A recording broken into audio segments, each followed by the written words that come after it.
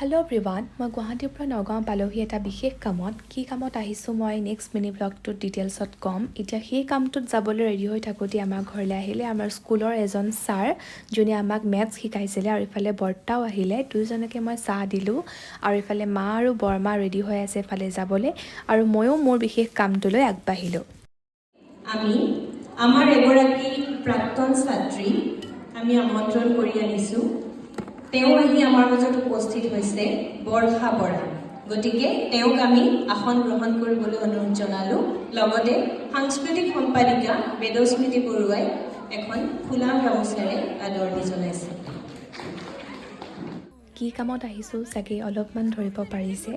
বাকী এয়া মোৰ জুনিয়ৰ্ছ হয়, ইমান বেছি মৰম, ইমান বেছি ছাপোৰ্ট সিহঁতৰ, খুব বেছি ভাল লাগে। আচলতে এইবোৰ মৰম আচলতে চবেই নাপায়, মই যে পাইছোঁ মোৰ কাৰণে বহুত। বাকী নেক্সট মিনি ব্লগত লগ পাম।